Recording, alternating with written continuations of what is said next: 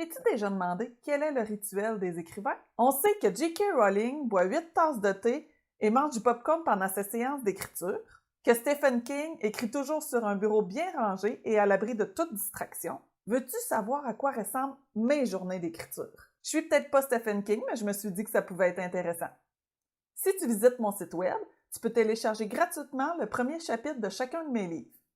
Je m'appelle Chantal D'Amour, j'écris des romans bonbons pour les jeunes et les moins jeunes lectrices.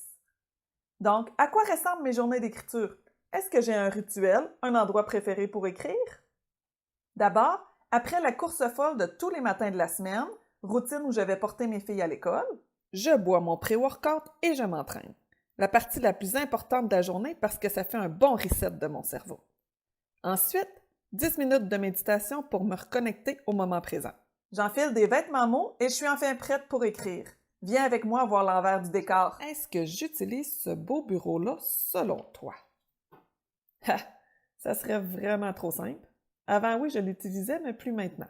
Je préfère de loin n'importe quel endroit à ce bureau froid. Sur mon lit, bien caché sous ma couverture chauffante, au salon, près du feu, en voiture, côté passager, évidemment, je suis pas suicidaire, et l'été, sous la pergola, mon endroit préféré de tous. Avec le soleil et les oiseaux qui gazouillent, c'est juste trop parfait. Notez que je suis hyper frileuse. Aujourd'hui, étant donné qu'on est au beau milieu de l'automne, je choisis de m'installer au salon avec la chaleur du poêle à bois. Jamais sans ma bouteille d'eau et mon fizz. Certains, c'est le thé, moi, c'est ma boisson effervescente.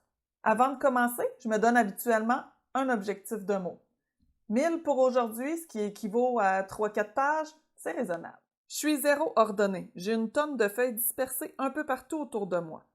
Mais c'est comme ça que je me retrouve, en plein centre d'un millimélo de notes. J'écris dans le silence en général, sauf si une scène se déroule avec une chanson importante. Là, je l'écoute en boucle pour me mettre dans la même ambiance que les personnages.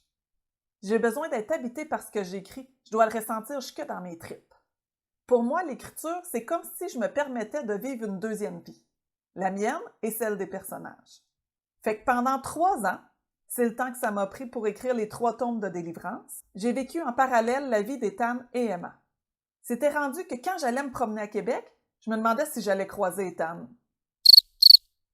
OK, c'est vraiment bizarre, puis je me suis ramenée à l'ordre assez rapidement, mais ça reste que je suis tellement habitée par les personnages que pour moi, ils existent pour vrai.